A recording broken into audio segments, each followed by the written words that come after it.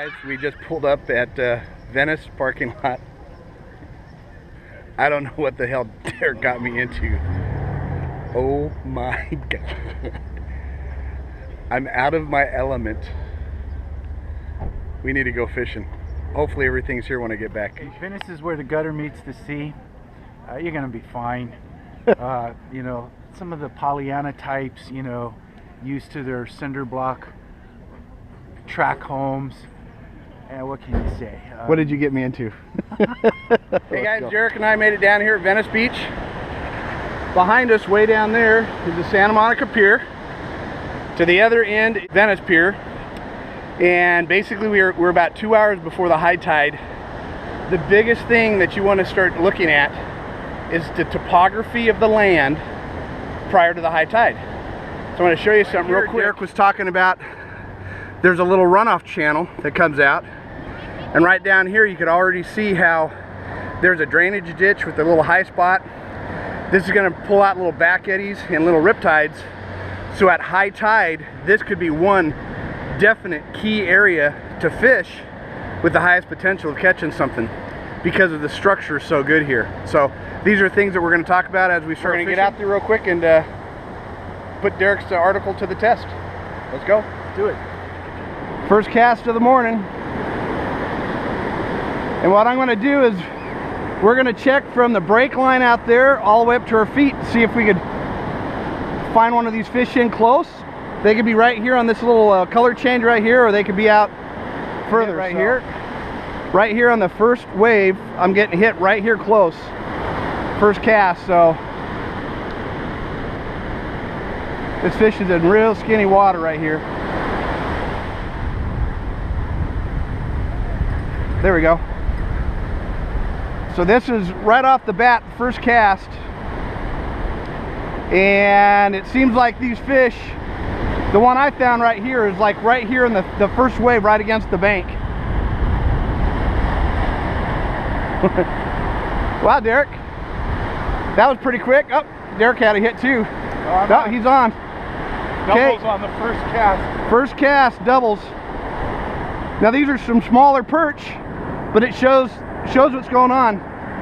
Let's get these back in the water. Okay guys, right off the bat, our first cast, we had a double hookup, Carolina rig, sandworm, 2-inch, and what we found, we threw way out, but our bites were real close to the bank. So now we continue to follow that pattern and see if we can increase the size of some of these perch. So let's get back to it. Yeah, I'm not even gonna throw out that far right now. I'm gonna throw right here in this first break. I'm just gonna kind of let it soak there. First wave's coming up. It's washing up shrimp, sandworms. Derek's already caught one right here. Real tight up to the bank.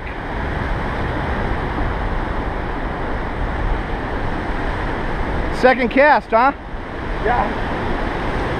They're real close, man. They're coming up with this tide. Yep.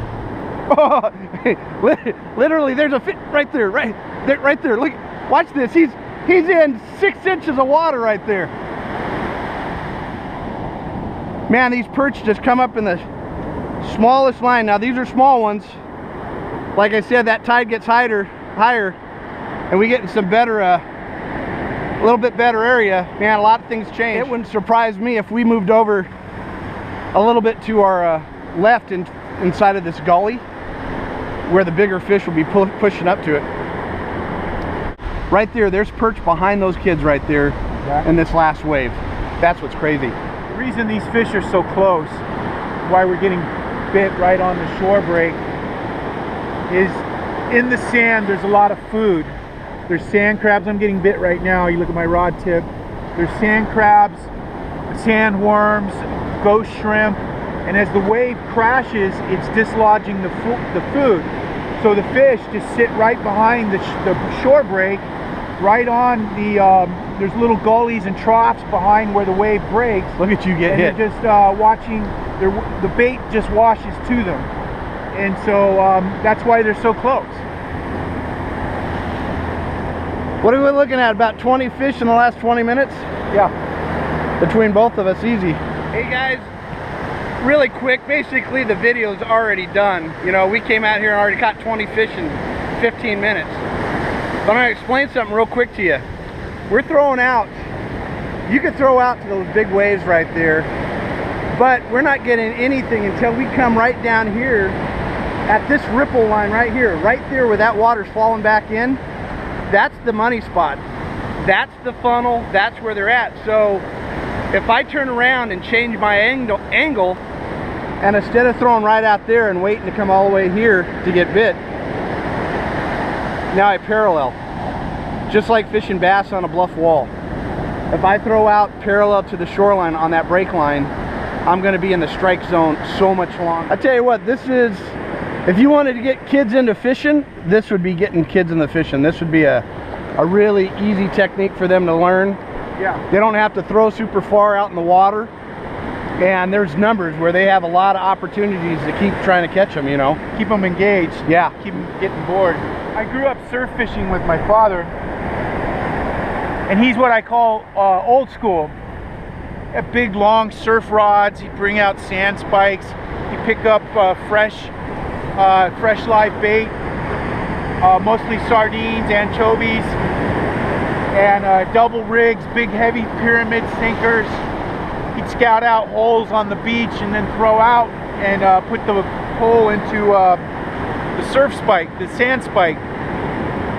Wait for the fish to come. New school, call it light line surf fishing, and we're like bass fishermen. We're searching around, we're moving. You know, if you're not getting bit in a spot, you keep moving until you find that nice hole that's got the fish in it. It's light line applications, artificial baits. You know, we're using the baits we showed earlier in the video, but there's a multitude of ways and techniques and lures that you can use in the surf. So for those atypical personalities, it's a real cool way to get out, get a little exercise, move around, search for the fish. You know, there's more than one way to skin a cat. See why they're called barred surf perch? Yeah. Nice, these vertical markings. Look at the purple across the dorsal fin. Very cool. Just a cool little looking fish. See, we can experiment and look at two fish because we're getting a whole lot of doubles. Maybe right there.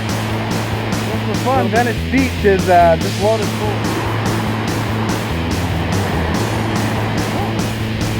Look at there's a little bit better one.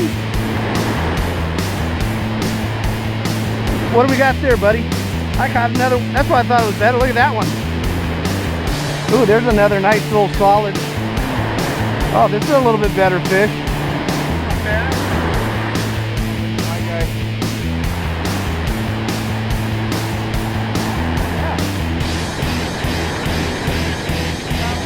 Ooh, look at that walleye, brother. Look at the size of that eye. Oh. These are some better fish. Look at that one. That's palm size, baby. That's a big old perch right there.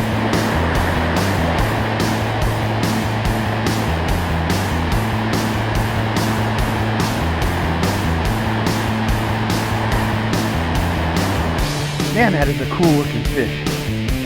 Got him on? Yep, I got one. Ooh, this is a, it's pull and drag, buddy. It's pull and bait. Uh-oh, I think it just came off. Darn it. Oh, no. It was coming in with me. Oh. Look at that one. Another walleye. We're in a walleye hole. Yeah. Look at that one. You do need to use some common sense. The beach is used by a lot of people. Over here you see these kids in a little summer camp or spring camp, daycare camp. Obviously, you know, parents and lifeguards are going to get real concerned if you start throwing hooks around them. You got guys that are surfing, paddle boarding and such. You got to pay attention to when they're coming in. You know, they can't see your line when it's really out there.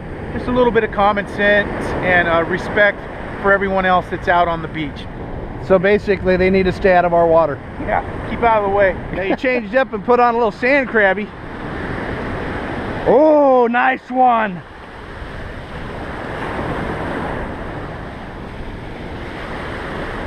That is a little porker.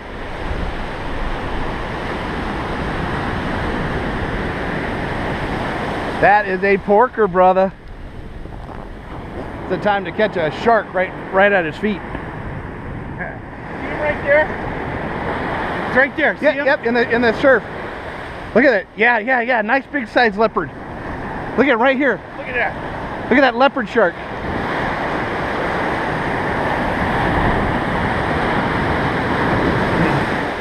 Yeah, that was about a 4-foot leopard right there. Oh, look at them surf. They're coming in to surf.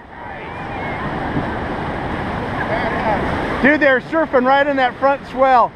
Hey, you know what the interesting thing is, Derek? We came here early in the morning, 2 hours before high tide, and we're catching most of our fish like right on the bank. I mean, they're right where the water was breaking, right on shore. Now we're on the back half of a high tide, an hour after high tide, and now we're finding out that our strike zone is really big now. You can't throw far enough out without getting hit, so just shows you that you still have to test the water to find out where the majority of the fish are to keep into them. I mean, look how far they're on the backside of those big waves, and that's why these longer rods now come in factor. You like using that 9.5-foot rod for bigger waves to keep your bait up and over it with the line, and also to get the distance to get way out there. Right. You're throwing this braid, the wind catches the braid lays down on the surf, the incoming waves, they can grab the line, really, put a lot of slack into your line. So this long rod, I'm able to min my line, hold my line up above an incoming wave. It makes a big difference. Yeah, very cool.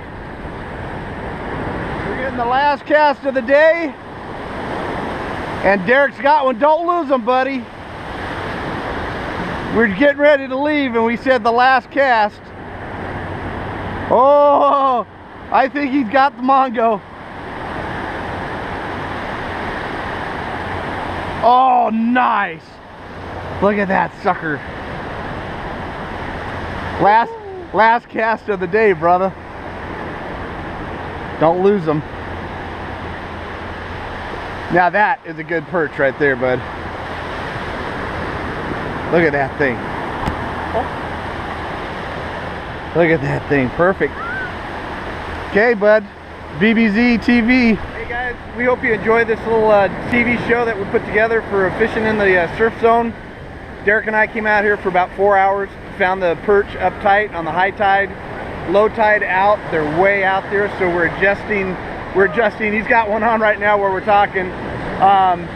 Just keep throwing out, find the different areas on the front and back side of these breaks, and we hope you enjoy it, man. We caught probably, God, we had 100 fish each easy today in 4 hours. So make sure you check out the videos and the articles on theBBZ.com.